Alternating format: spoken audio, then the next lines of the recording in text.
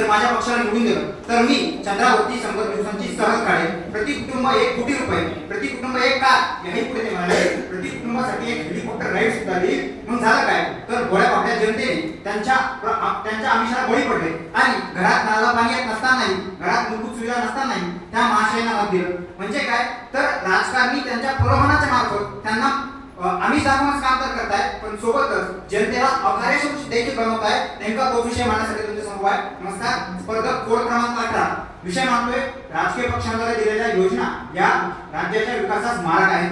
प्रस्तुत विषयाचं चिंतन करत असताना सर्वप्रथम राजकीय योजना म्हणजे काय हे स्पष्ट करणं गरजेचं वाटतं. मग लोककल्याणकारी राज्यामध्ये याची व्याख्या केली आहे. मग यामध्ये समाजाचा आर्थिक आणि राजकीय आणि शाश्वत विकास व्हावा यासाठी लोककल्याणकारी राज्याच्या योजनांची संकल्पना केली आहे. परंतु आपण करतोय काय तर इथं मोफत स्कूटर वाटप करतोय, महिलांना डायरेक्ट पैसे वाटप करतोय, मग लॅपटॉप, टॅबलेट, सायकल अशा अनेक योजना आपण देतोय. परंतु ह्या योजना या लोककल्याणकारी राज्याच्या योजनात येत नाही. या योजना फ्रीज कल्चर अर्थात रेवड्या वाटपाच्या योजना लागतात. हे तुम्ही आम्ही समजून घेतलं पाहिजे.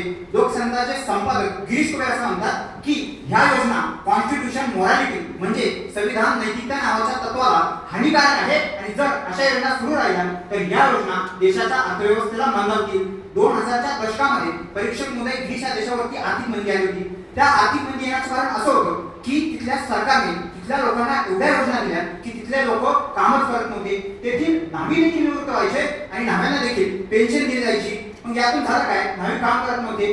ज्या लोकांचं लग्न झालं होतं त्या लोकांनी लग्न केलं परंतु मुलाबाळा जन्माला घातले नाही आणि ज्या तरुणांचं लग्नाचं वय होतं त्यांनी लग्नच केलं नाही. याचा परिणाम तिथल्या अर्थव्यवस्थेवर झाला, तिथल्या रोजगारावर झाला, तिथील तरुण लोकसंख्या कमी झाली आणि एकंदरीतच त्या देशाच्या आर्थिक मंदी त्या देशावरती उद्भवली आणि एकंदरीत त्या देशाचा शाश्वत विकास थांबला. हे देखील माझ्या प्रतिस्पर्धी मित्रांनी समजून घेणं गरजेचं आहे. सद्यस्थितीत अशा योजना या आपल्या भारतामध्ये आपल्या महाराष्ट्र राज्यामध्ये राबवल्या जात आहेत. मग आपली परिस्थिती ग्रीस सारखी होईल का हा प्रश्न पडायला लागतो. तर जर अशा योजना सुरू राहिल्या तर नक्कीच 2000च्या दशकामध्ये झालेली ग्रीसची जी परिस्थिती आहे ती आपली देखील होईल.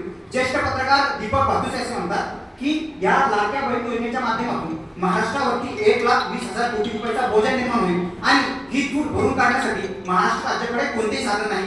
त्यानंतर अर्थतज्ञ दीपक भातुसे असं म्हणतात की राज्याची ऑपॉर्च्युनिटी कॉस्ट नावाची एक संकल्पना असते आणि ती ऑपॉर्च्युनिटी कॉस्ट नावाची संकल्पना ही मर्यादित असते आणि राज्य म्हणून ती ऑपॉर्च्युनिटी कॉस्ट हा राज्याला द्यायचा असतो. परंतु जर हा ऑपॉर्च्युनिटी कॉस्ट राज्याने देतच राहिला तर याचा परिणाम जनतेच्या दीर्घकालीन विकासावर व्हायला लागतो आणि त्यातून जनता ही अकार्यक्षम मानायला लागते. त्याही पुढे असं म्हणतात की आपण महिलांना ज्या योजना देत आहोत परंतु आपण ग्रामीण भागाच्या महिलांचा जर विचार केला तर ग्रामीण भागामध्ये महिलांना रोजगार किती मिळतोय तर महिन्याला फक्त 6,400 जो आपल्या भारत देशामध्ये सगळ्यात कमी असणारा रोजगार आहे. मग एकीकडे आपण त्यांना रोजगार कमी देतोय आणि दुसरीकडे 1500 रुपये देतोय तर यातून त्यांना अकार्यक्षम बनवला जात आहे. परंतु आपण महिलांना 1500 रुपये न देता त्यांना रोजगार कसा निर्माण करता येईल, त्यांचा शाश्वत विकास कसा करता येईल याकडे बघितलं पाहिजे. आपण महिला सुरक्षा ही कशी वाढवतील याकडे बघितलं पाहिजे. यातून महिला सक्षम होतील ना की त्यांना फुकट पैसे देऊन.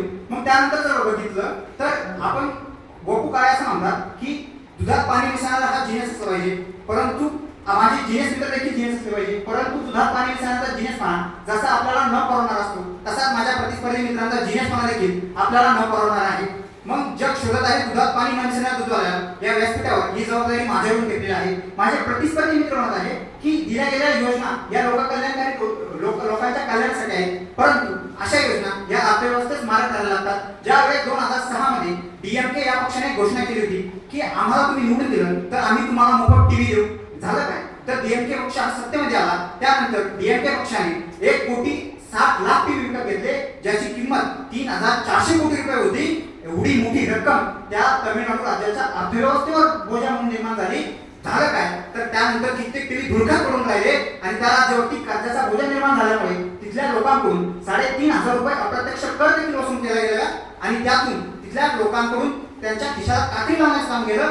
शिवाय तिथल्या अर्थव्यवस्थेला देखील कात्री लावण्याचं काम हे त्या जागेवर केलं गेलं. मग त्यानंतर बघितलं तर आपण महिलांना 1,000 रुपये देतोय परंतु घरादारावरती बोध समाजला जाणाऱ्या घरादारावरती भार समाजला जाणाऱ्या महिलांना या 1,000च्या माध्यमातून मानाचं स्थान मिळणार आहे का तर अजिबात नाही. कारण की आपल्याकडे जसं सरपंचपदी अशी संकल्पना आहे त्यानुसार आपल्याकडे बायको सरपंच असते परंतु कारभार हा नवरा पाहत असतो, त्याच पद्धतीने हे पैसे नवऱ्याच्या खिशात जाणार आहे आणि त्यातून महिला कशा सक्षम होतील, त्यातून राज्याचा कसा विकास होईल हा प्रश्न मला तुम्हाला विचारायचा आहे. मग मंडळाकडून खंडनाकडे असताना माझ्या अनेक प्रतिस्पर्ध्यांनी लाडक्या बहीण योजनेचा उल्लेख केला, परंतु लाडक्या बहीण योजनेच्या माध्यमातून नेमकी राज्याचा विकास कसा होईल हे त्यांनी स्पष्ट केलं नाही. मुळामध्ये महिलांना या 1,500च्या माध्यमातून आपण पैसे देतोय, परंतु त्या अकार्यक्षम होताना दिसत आहे. ग्रामीण भागाकडे आज आपल्याला महिला रोजगार मिळत नाहीये, त्याचं एकमेव कारण म्हणजे लाडकी बहीण योजना आहे. मग त्यानंतर आज दिल्ली विधानसभाची निवडणूक आहे. 2015 मध्ये आम आदमी पक्षाने देखील एक घोषणा केली होती की आम्ही तुम्हाला मोफत वीज देऊ. त्यानंतर आम आदमी पक्ष हा सत्तेमध्ये आला, परंतु मोफत वीज देऊन त्या राज्याचा विकास झाला नाही, परंतु त्या राज्याचा आर्थिक बोजा निर्माण झाला.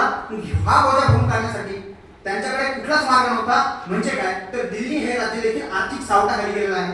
मग मुळामध्ये ज्यावेळेस आपण म्हणत असतो की ज्या लोककल्याणकारी राज्याची संकल्पना आहे त्यामध्ये दिले गेलेल्या या योजना नेमक्या कोणत्या स्वरूपाच्या असल्या पाहिजे, तर गरोदर महिला, वयोवृद्ध, बालक यांना दिल्या गेलेल्या योजना या लोककल्याणकारी राज्यामध्ये रास्तच आहे, त्यांना योजना दिल्या गेल्या पाहिजे. परंतु जे शरीराने दष्टपुष्ट आहेत त्यांना अशा मोफतच्या योजना देऊन आपण त्यांना आकर्षण बनवतोय, शिवाय दुसरीकडे आपली मतपेटी भरून घेण्याचं काम करतोय. हे देखील माझ्या प्रतिस्पर्धी मित्रांनी समजून घेतलं पाहिजे. परंतु आपण करतोय काय तर आपण या योजनेचे पैसे घेतोय, परंतु यामागे आपल्याकडे अप्रत्यक्ष कर देखील आपल्याला भरावा लागत आहे. ह्या योजनांच्या माध्यमातून तुम्हा आम्हावरती प्रत्येकावरती महाराष्ट्र राज्यातील प्रत्येक नागरिकावरती 5,000 रुपये अप्रत्यक्ष कर निर्माण झाला आहे. ही बाब माझे प्रतिस्पर्धी मित्र कदाचित विसरले असतील, ही त्यांनी समजून घेणं गरजेचं आहे.